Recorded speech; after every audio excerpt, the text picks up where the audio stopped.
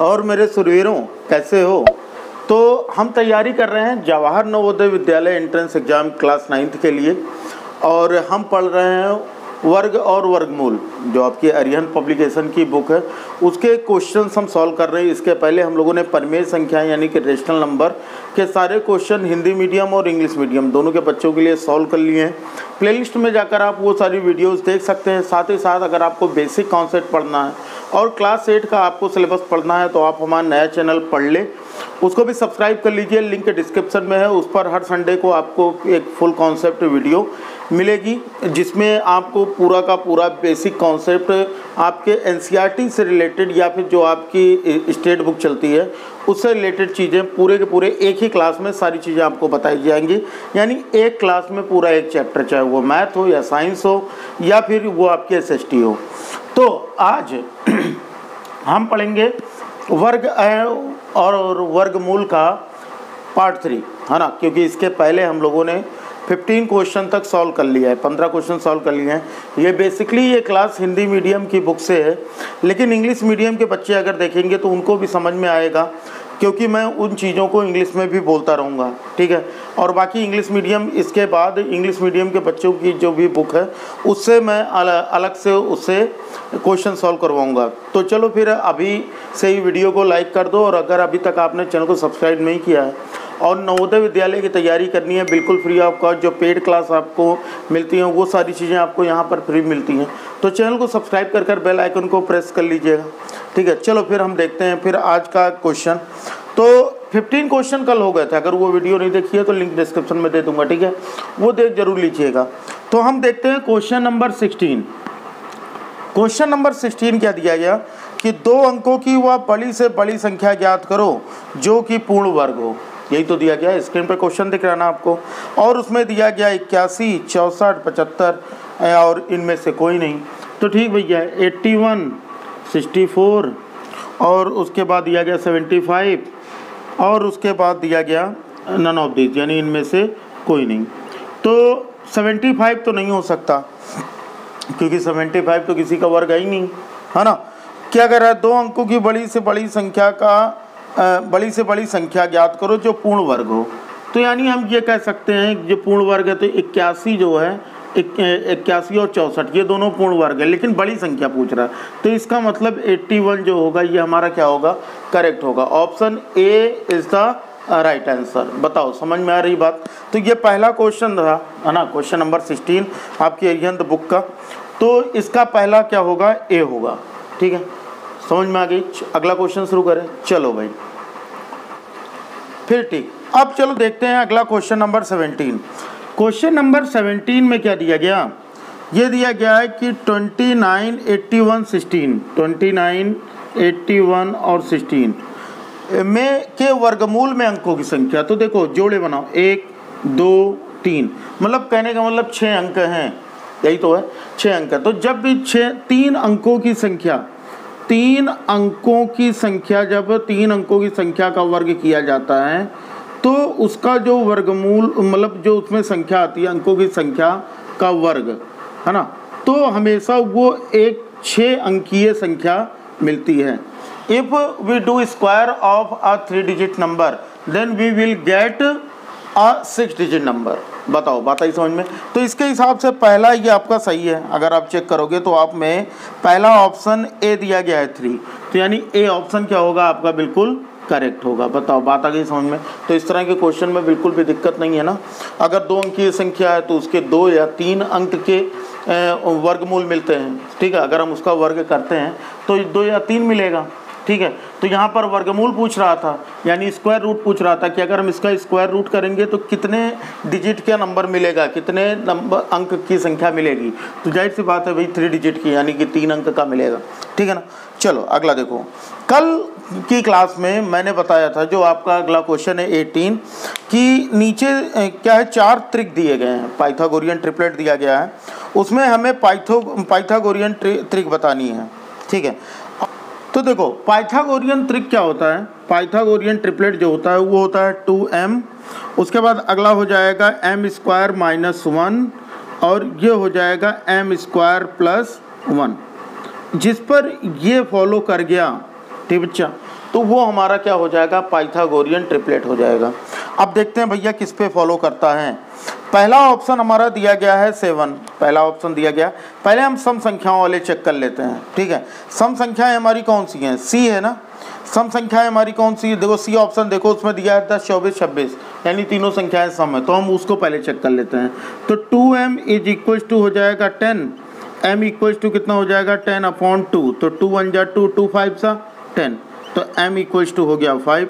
अब यहीं m की वैल्यू रख लो, तो ये हो जाएगा 5 का स्क्वायर -1, 5 का स्क्वायर हो गया 25 -1, ये हो जाएगा 24। यहाँ पर ये रखोगे 5 का स्क्वायर +1, तो 5 का स्क्वायर हो जाएगा 25, इसमें +1 करोगे तो ये इतना हो जाएगा 26। बताओ बात आई समझ में। तो यहाँ पर हमको 10, 24, 26, देखो 10 और ये 24 और ये 26 तीनों संख्याएं मिल रही हैं। तो इसका मतलब ये जो हमारा सी वाला ऑप्शन है ये क्या है, ये हमारा पाइथागोरियन ट्रिक है, पाइथागोरियन ट्रिपलेट है। बताओ बात आई समझ में।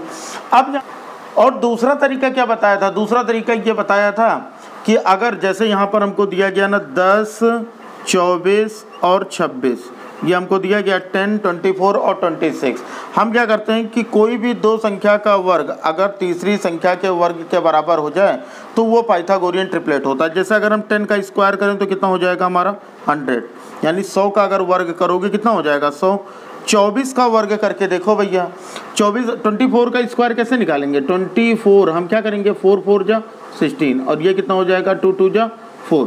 तो हम यहाँ पर क्या करते हैं, जो ये दोनों संख्याएं होती हैं इनको हम 2 से गुणा कर देते हैं, तो यानी 2 चौक 8, 8 दूनी कितना हो जाएगा 16। अब हम क्या करेंगे कि यहाँ पर ये इसका यूनिट डिजिट ये लिख लिया, इसमें 1 हम प्लस कर लेंगे, तो 6 + 1 ये 7 हो जाएगा। बताओ बात आई समझ में। और इसमें हम ये प्लस कर लेंगे तो कितना हो जाएगा 5, तो कितना हो जाएगा 576। 24 का वर्ग यही तो होता है 576, तो यहाँ पर हम कर लेते हैं 576 यानी 576। अब 26 का वर्ग करके देखो, 26 का फिर से सीख लो कैसे। 26 का अगर करना है 6 का स्क्वायर करोगे कितना हो जाएगा 36, 6 का वर्ग 36, 2 का वर्ग करोगे तो हो जाएगा 2 दूनी 4। बताओ समझ में आया। अब ये 2 6 है ना, जो भी ये लिखा है ये 2 6, तो इसको इस तरह से 2 × 6 × 2 ऐसे मल्टीप्लाई कर लेना 2 से, तो 2 6 जा 12, 2 जा 24, यानी 6 दूनी 12, दूना 24। बताओ ये समझ में आया। तो यहाँ पर इसका जो 6 है वो यहाँ लिख लोगे, उसके बाद ये 3 इसमें प्लस कर दोगे तो 4 3 7 हो जाएगा। उसके बाद इसमें ये 4 और ये 2 ये जोड़ लोगे तो ये हो जाएगा 676। तो यहाँ पर हमारा क्या हो गया 676। इन दोनों को ऐड करके देखो क्या इसके इक्वल आता है, तो ये हो गया 676 इज इक्वल टू 676। अगर ये दोनों इक्वल हो गए तो इसका मतलब क्या है कि ये एक पाइथागोरियन ट्रिक है, यानी पाइथागोरियन ट्रिपलेट है। बताओ समझ में आई बात। तो कोई भी संख्या है इस तरह से आसानी से स्क्वायर निकाल सकते हो, और इस तरह से इनका पाइथागोरियन ट्रिक भी निकाल सकते हो। मैं बाकी और 3 ऑप्शन इसलिए नहीं बता रहा हूँ क्योंकि वो बताने में काफ़ी ज़्यादा टाइम वेस्ट होगा।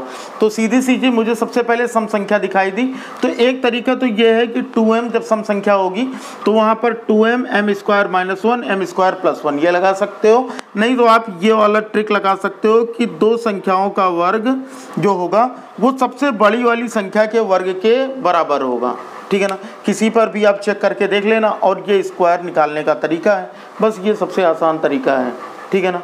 तो समझ में आ गया होगा। चलो ठीक, तो वीडियो लाइक तो कर दो अगर समझ में आ गया। तो चलो हम अगला क्वेश्चन देखते हैं। तो जो हमारी अगला क्वेश्चन दिया गया है वो है कि यदि क्या दिया गया 65 का वर्ग, है ना। हिंदी मीडियम के बच्चे तो पहले क्वेश्चन हिंदी में पढ़ देता हूँ, उसके बाद फिर इंग्लिश में भी उनको बता देता हूँ। तो चलो देखो क्या दिया गया कि यदि 65 का वर्ग -60 का वर्ग बराबर 55 का वर्ग -50 का वर्ग गुणे x हो तो x का मान क्या होगा। भाई बहुत ही आसान क्वेश्चन है ये। क्या कह रहा है 65 का स्क्वायर है माइनस फिर 60 का स्क्वायर है, ये तो दिया है, और फिर इक्वल दिया गया है, और ये दिया गया 55 का स्क्वायर माइनस कितना दिया गया 50 का स्क्वायर, और ये दिया गया इंटू x। और ये कह रहा है भैया कि x की वैल्यू बताओ। तो ये कल भी मैंने बताया था, यहाँ पर देखोगे तो ये हमारी आइडेंटिटी बन जाती है ए स्क्वायर माइनस बी स्क्वायर की, बनती कि नहीं बनती। तो इसको हम जब कोई चीज़ मल्टीप्लाई होती है ना तो वेरिएबल से, तो हम क्या करते हैं जब इक्वल की दूसरी तरफ लेके आते हैं तो वो क्या हो जाता है, डिवाइड हो जाता है। जब हम गुणे को दूसरी बराबर के दूसरी तरफ लेके आते हैं तो वो क्या हो जाता है बच्चा, भाग हो जाता है। तो x इज इक्वल टू कितना हो जाएगा, 65 स्क्वायर माइनस 60 स्क्वायर अपॉन ये हो जाएगा 55 स्क्वायर माइनस ये हो जाएगा 50 का स्क्वायर। बस सॉल्व कर लो। ये हो जाएगा एक ब्रैकेट में 65 प्लस 60, दूसरे ब्रैकेट में हो जाएगा 65 माइनस 60। वही सेम चीज़ यहाँ पर लगाओ, एक ब्रैकेट में हो जाएगा 55 प्लस 50 और दूसरे ब्रैकेट में हो जाएगा 55 माइनस 50। बताओ ये समझ में आया। यहाँ पर सम कर लो, 5 और 0 जोड़ोगे तो 5 होगा, 6 और 6 जोड़ोगे तो 12 होगा, 5 और 0 जोड़ोगे तो 5 होगा, 5 और 5 जोड़ोगे तो 10 होगा। और यहाँ पर क्या है, 65 माइनस 60 करोगे तो 5 और 55 माइनस 50 करोगे तो भी 5। तो इस 5 से ये 5 कट गया, 5 2 जा 10, 5 1 जा 5, 5 2 जा 10, 5 5 जा 25, यानी 25 अपॉन 21 इसका क्या होगा, करेक्ट आंसर होगा। ऑप्शन चेक कर लेते हैं भैया। तो ऑप्शन कौन सा है, सी है बाबू। तो इसका आंसर क्या होगा, सी बिल्कुल करेक्ट आंसर होगा। समझ में आया। तो ये बहुत ही आसान तरीका था। कल वाली क्लास में भी मैंने इस तरह के क्वेश्चन आपको बताए थे कि जब इस तरह आएंगे तो हम कैसे सॉल्व करेंगे। ठीक है, चलो। तो ये काफ़ी बढ़िया क्वेश्चन था और इस तरह के क्वेश्चन आते भी हैं। थोड़ी सी प्रैक्टिस अगर आप किए रहोगे ना तो बहुत जल्दी ही क्वेश्चन ये पेपर में सॉल्व हो जाएंगे। ठीक है, चलो हम अगला देखते हैं। Question number 20, question number 20। तो 20 क्या दिया गया कि 12/√324 और √100 प्लस √144/18 का मान क्या होगा। बहुत बढ़िया। तो यहाँ पर ये दिया गया भैया 12 अपॉन √324 प्लस क्या दिया गया, √144 अपॉन क्या है 18, इसकी वैल्यू क्या होगी। तो यहाँ पर हम क्या करते हैं, 12 अपॉन 325 का स्क्वायर रूट क्या होगा, सॉरी 324। तो 4 मुझे एक चीज़ ये दिखाई देता है कि 8 या तो ये 8 में आता है या तो 2 में आता है। तो 34 जो है ये 20 के नियर अबाउट है, यानी 400 के नियर अबाउट है। तो इसका मतलब ये 18 का स्क्वायर रूट है। बताओ समझ में आया। निकालने का तरीका देखो, ये 4 किसके स्क्वायर में आता है, किसका वर्ग करने पर 4 आता है। या तो 2 का वर्ग करोगे तो 4 आएगा, या फिर 8 का वर्ग करोगे तो इकाई का अंक 4 आएगा। समझ में आया ना। और ये 3 किसके नियरेस्ट है, किसके वर्ग के, ये बताओ। 3 किसके, तो 1 के ही। तो 2 2 जा 4, यानी ये तो 3 से ज़्यादा हो जाएगा, तो मतलब 1 के नियरेस्ट। तो इसका मतलब ये 18 का स्क्वायर है। 144 किसका है, 12 का।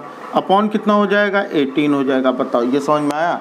अब इसी को सिंपलेस्ट फॉर्म में लिख लेते हैं पहले। 6 3 जा 18, 6 2 जा 12, 6 3 जा 18, 6 2 जा 12। अब यहाँ प्लस कर लेंगे, 2 + 2 हो जाएगा कितना।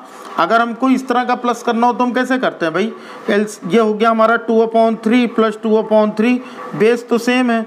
जब बेस सेम होता है तो इसके बारे में भी मैंने रेशनल नंबर में आपको पढ़ाया है, परमेय संख्याओं में।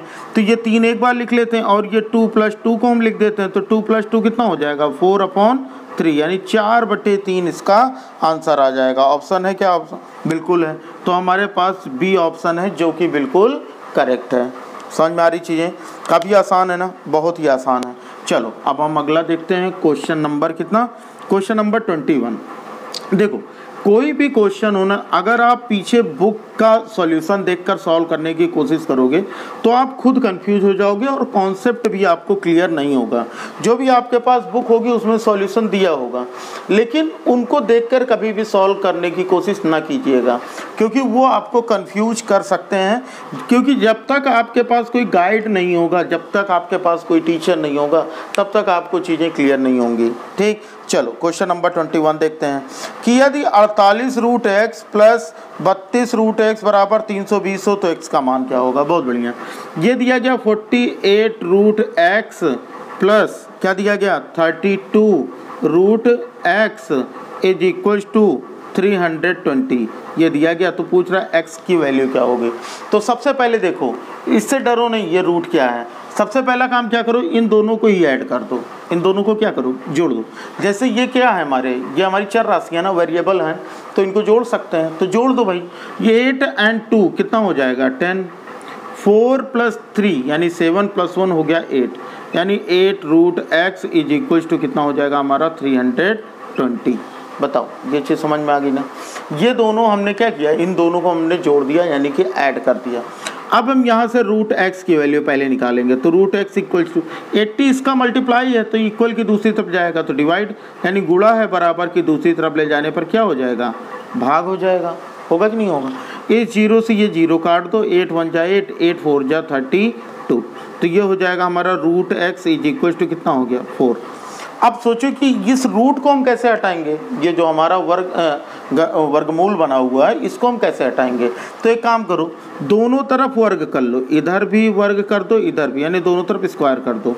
तो रूट x और रूट x का मल्टीप्लाई करोगे तो x हो जाएगा, और 4 का स्क्वायर करोगे तो 16 हो जाएगा। जब भी रूट हटाना होगा ना, उसका उस पर अगर स्क्वायर आ गया तो समझो उसका गेम ओवर। तो यहाँ पर क्या हो जाएगा, ये हो जाएगा हमारा x = 16। बताओ समझ में आया, आंसर है क्या, बिल्कुल है भाई। तो डी ऑप्शन हमारा क्या है, बिल्कुल करेक्ट है। समझ में आया इतना। इतने में अगर किसी को कोई भी दिक्कत हो तो ज़रूर बताना। समझ में आ गया ना, चलो बढ़िया है। अब हटाते हैं, अगला लिखते हैं क्वेश्चन नंबर 22। तो देखो क्वेश्चन नंबर 22 में बच्चा क्या दिया गया, हमें यह दिया गया है कि यदि रूट 64.32 64.32 बराबर 4 हो तो x का मान क्या होगा। सेम वैसा ही क्वेश्चन है, ऐसे पूरे का रूट लगा। क्वेश्चन तो आप देख ही रहे हो, 64.32 दिया है और अपॉन में कितना लिखा है, x लिखा है, और उसे लिखा गया इक्वल टू 4 के। तो बताए कि x की वैल्यू बताओ। तो सबसे पहला काम क्या करेंगे, हमको रूट हटाना है, तो हम सबसे पहला काम क्या करेंगे, वर्गमूल हटाना है। तो सबसे पहला काम क्या करना, दोनों तरफ स्क्वायर कर लो, दोनों तरफ वर्ग कर लो, बस। तो यहाँ अगर हम दोनों तरफ वर्ग करते हैं, इसका भी वर्ग कर लो और इसका भी वर्ग कर लो, तो ये हमारा कितना हो जाएगा 64.32 अपॉन x, और 4 का स्क्वायर करोगे तो हो जाएगा 4 × 4 = 16। बताओ समझ में आया, समझ में आ गया ना। दोनों तरफ वर्ग, जैसे ही वर्ग करोगे वैसे स्क्वायर रूट यानी कि वर्गमूल गायब हो जाएगा। तो यहाँ पर अब इसको, इसका मल्टीप्लाई इधर करोगे तो हो जाएगा 16 × x इज इक्वल टू 64.32। तो x इक्वल टू, हमें x की वैल्यू निकालनी, 16 इधर जाएगा तो डिवाइड हो जाएगा, 64.32 अपॉन 16 कितना हो जाएगा, 16 × 1 = 16, 16 × 4 = 64, और पॉइंट लगा है 32 कितना आ जाता है। अगर हम 33 तो होगा नहीं 16 की टेबल में, तो 0 लगा लो, और कितना हो जाएगा 16 × 2 = 32। तो बताओ सही है कि नहीं है। तो इसका मतलब इसका आंसर कितना हो जाएगा 4.02।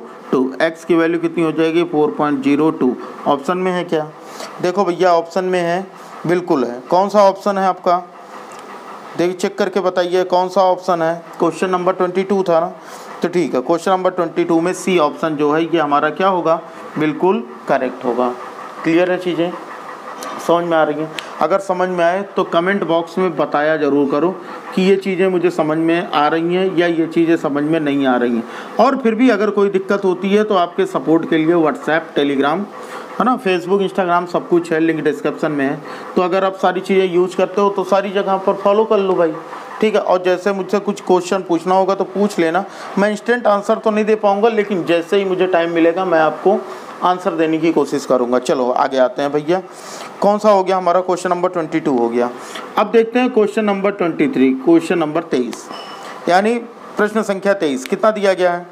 हमको दिया गया है कि यदि 0.9 है ना, क्वेश्चन दिख रहा है स्क्रीन पे, 0.09 और गुणे x दिया गया, और फिर बराबर दिया गया, और क्या दिया गया 0.9, और फिर दिया गया गुणे 0.09, और फिर दिया गया गुणे √z, ये दिया गया ना।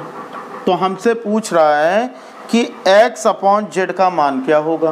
क्या पूछ रहा है, x/z का मान क्या होगा, यानी root 0.9 × 0.09 × x is equals to 0.9 × 0.09 × √z। तो x अपॉन जेड का मान पूछ रहा है, बहुत बढ़िया है। x अपॉन जेड का मान हम निकाल भी देंगे। कैसे निकालेंगे? अब यहाँ पर अगर हमें सॉल्व करना हो तो हम कैसे कर सकते हैं इनको सॉल्व? तो सॉल्व करने का तरीका ये है कि सेम, अगर हमें सबसे पहला काम क्या करना है कि स्क्वायर रूट हटा लो। क्या हटाओ? ये जो हमारे वर्गमूल, इनको हटा लो। और इनको हटाने का तरीका क्या बताया? इसके पहले 2 क्वेश्चन मैंने बता दिया। दोनों तरफ क्या करना बच्चा? वर्ग करना है। तो दोनों तरफ वर्ग कर लो, यहाँ पर भी वर्ग कर लो और यहाँ पर भी वर्ग कर लो। ठीक, तो वर्ग करोगे यहाँ तो काम आसान हो गया। 0.9 इंटू 0.09 इंटू एक्स, ये हो गया हमारा। और इसका करोगे तो ये हो जाएगा 0.09 इंटू 0.9 इंटू 0.9, इसका करोगे तो 0.09 इंटू 0.09। वर्ग का मतलब क्या? 2 बार लिखा जाएगा ना, और ये हो जाएगा हमारा जेड। अब हमको x अपॉन जेड निकालना है, तो x के पास इस जेड को लेके आ जाओ और नंबर को इनके पास लेके चले जाओ। तो 0.09 into 0.9 into 0.9 into 0.09 into 0.09 upon कितना हो जाएगा? ये इधर जाएगा, डिवाइड होगा, तो 0.9 इंटू 0.09 ये हो गया। तो 0.9 से ये 0.9 कैंसिल हो जाएगा और 0.09 से ये 0.09 कैंसिल हो जाएगा। अब हमारा कितना आ जाएगा? x upon z is equal to कितना हो जाएगा? 9 जा कितना हो गया? 81 हो गया अपॉन 1। कितने नंबर के पहले डेसिमल? 1 2 3, तो यहाँ पर 3 टाइम क्या हो जाएगा हमारा? 0 हो जाएगा। ऑप्शन है क्या? ऐसे चेक करके बताओ ऑप्शन है क्या, है ना? अरे इस तरह का तो ऑप्शन दिया ही नहीं है। तो क्या x अपॉन जेड का मान? तो यहाँ पर क्या करेंगे? हमको सीधा सीधा मल्टीप्लाई कर लेंगे ना। 9 जा 81, ये हो गया। 4 नंबर के पहले डेसिमल 3 नंबर, 1 2 3, तो 1 2 3 ये डेसिमल हो जाएगा, यहाँ 0 लग जाएगा। यानी इसका आंसर हो जाएगा 0.081, 0.081। यानी ऑप्शन ए जो है ये हमारा क्या होगा? बिल्कुल करेक्ट आंसर होगा। समझ में आ रही बात? आसान है, बहुत ही आसान है ना। तो इस तरह से क्वेश्चन एक बार प्रैक्टिस कर लेना, ठीक है। चलो फिर मैं फिर से बता दे रहा हूँ कि अगर कन्फ्यूजन होगी तो व्हाट्सएप पे मुझे क्वेश्चन भेज सकते हो, ठीक है। मैं संडे को आपको उसका सॉल्यूशन, लेकिन जो चैप्टर पढ़ा रहा हूँ उससे रिलेटेड ही क्वेश्चन भेजिए, ताकि और बच्चों को भी समझ में आए। आप अलग अलग चैप्टर पढ़ रहे हो तो उससे थोड़ी प्रॉब्लम हो सकती है एक वीडियो में रखने से। तो वो मैं लास्ट में आपको, जब सारे टॉपिक कंप्लीट हो जाएंगे, तो मैं आप लोगों से खुद क्वेश्चन लूँगा और एक संडे की क्लास में उनको सॉल्व कराऊंगा, ठीक है ना। लेकिन अभी जो टॉपिक पढ़ाया जा रहा है आप उससे ही क्वेश्चन पूछो तो ज़्यादा अच्छा है। चलो क्वेश्चन नंबर 24। क्वेश्चन नंबर 24 दिया गया कि एक माली 17,956 पेड़ों को कुछ पंक्तियों में इस प्रकार लगाता है कि पंक्ति में उतने ही पेड़ आए जितने की कुल पंक्तियां हैं। मतलब जितने पेड़ उतने ही पंक्तियां। तो एक पेड़ों में, तो मान लेते हैं जो पंक्ति है ना, जैसे ये कह रहा है कि ये हमारे जितने ट्रीज हों उतनी ही लाइन्स हो, जितने ट्रीज हों उतने ही लाइन्स हो। देखो 3 ट्रीज और 3 लाइन्स, बात आई समझ में? इस तरह का। तो इस तरह देखोगे, अगर इनको मिलाओगे तो ये क्या बन जाएगी? हमारा एक स्क्वायर बन जाएगा। तो जाहिर सी बात है हमें यहाँ पर क्या निकालना है? मान लो पेड़ और जो दोनों लाइंस है ना, जो ट्रीज हैं और जो लाइंस हैं वो दोनों सेम है। तो जाहिर सी बात है कि जितने पेड़ उतनी ही पंक्तियाँ, यानी ये पेड़ हो गई, ये पंक्तियाँ हो गई, दोनों सेम ही हैं। तो दोनों को अगर हम मल्टीप्लाई करें, स्क्वायर का मतलब क्या होता है? हमारा स्क्वायर का मतलब यही तो होता है, यानी उतने ही पेड़ बनेंगे। जब स्क्वायर बन गया तो इतने पेड़ बनेंगे। और कुल कितने पेड़ हैं भाई? पेड़ों की संख्या 17,956, 17,956 है। वो ना लिखना एग्ज़ाम में, नहीं तो माना और है ना लेट वगैरह वो सब मानने लोग। वो एग्ज़ाम में आपको यहाँ नहीं करना, वो आपके एकेडमिक एग्जाम में होता है, कम्पिटिटिव एग्जाम में नहीं।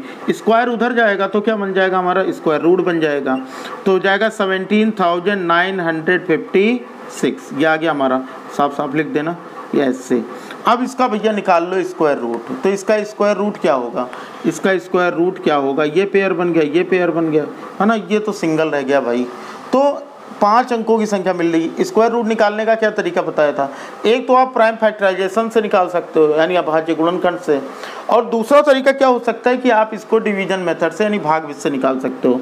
तो भाग विधि वाला तरीका आपको कल मैंने बताया था, अगर नहीं समझ में आया तो फिर से एक बार देख लो कि हम सबसे पहले पेयर बनाते हैं लेफ्ट साइड से। सबसे पहले कौन सा साइड, राइट साइड है ना।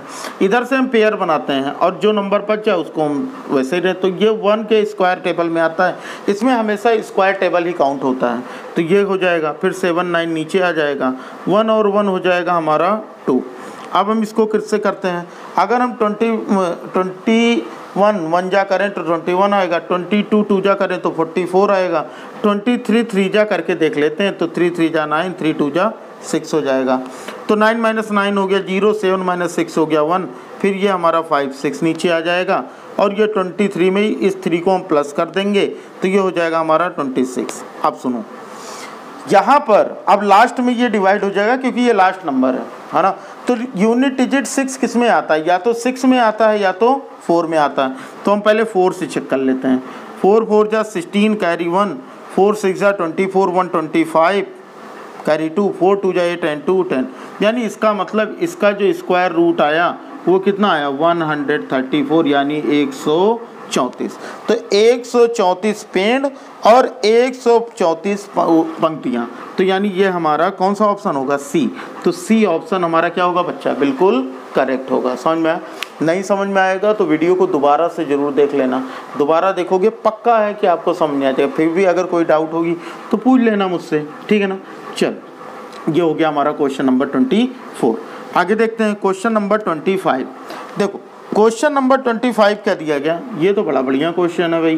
25 बहुत ही टेस्टी, बहुत ही स्वादिष्ट है ना। और इस तरह के क्वेश्चन आप लगा चुके हो, क्या लगा चुके, जो मैंने आइडेंटिटी बताई थी a square minus b square, उसी पर डिपेंड है। क्वेश्चन आपको दिख रहा होगा। तो ये दिया गया कि 1 whole 3/4,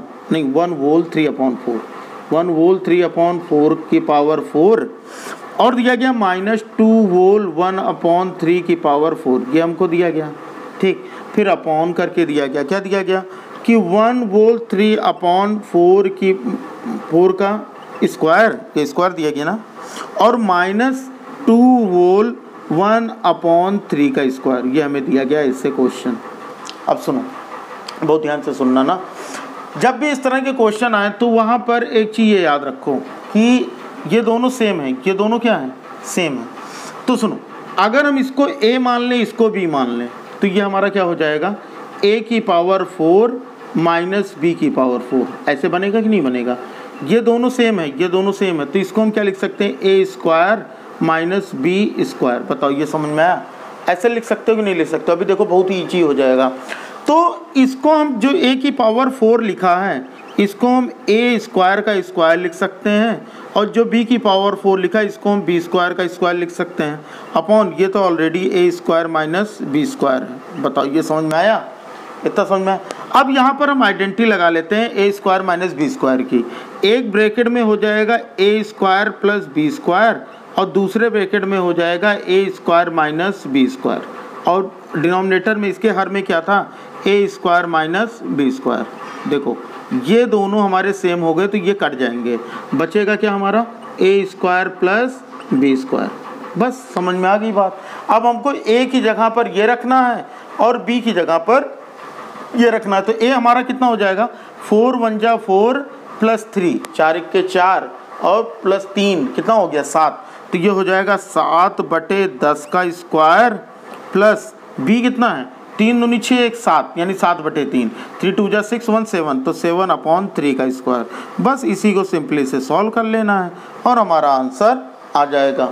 बताओ समझ में आया? करके दिखाते हैं। 7 का स्क्वायर हो जाएगा 49, और 10 का स्क्वायर हो जाएगा 100। 7 का स्क्वायर हो जाएगा 49, और यहाँ पर कितना हो जाएगा, 3 का स्क्वायर कितना हो जाएगा 9। बस यही सॉल्व करना है भैया। कर लोगे कि नहीं कर पाओगे? सभी लोग कमेंट बॉक्स में बताओ कि इसका सॉल्यूशन हो पाएगा या नहीं हो पाएगा। अगर नहीं हो पाता तो भाई हम कराते हैं फिर, और क्या। क्वेश्चन नंबर 25 अगर हो पाएगा तो भैया बता दो पहले से ही, ठीक। तो इसका हम क्या करेंगे कि यहाँ पर कुछ चीज़ें गलत हुई क्या, सॉरी यहाँ 10 कहाँ से आई, ये 4 है, 4 1 जा 4 प्लस 3 ये 4 है, तभी तो कहीं कहाँ गलत हो रहा है। तो ये कितना हो जाएगा 4 4 जा 16, है ना, लिखने में गलती हो जाती है। तो यहाँ पर 7 का स्क्वायर 49, 4 का स्क्वायर 16, 7 का स्क्वायर 49, 3 का स्क्वायर 9। चलो ठीक, अब यहाँ पर 16 और 9 का एलसीएम ले लो, यानी लासा, तो 16 और 9 का लासा 144 यानी 144 होता है, ठीक है। अब इसको सॉल्व कर लो, कैसे करोगे? यहाँ हो जाएगा हमारा 49 इंटू कितना हो जाएगा 16 9 जा 144 प्लस 49 इंटू 9 16 जा 144, सही है ना?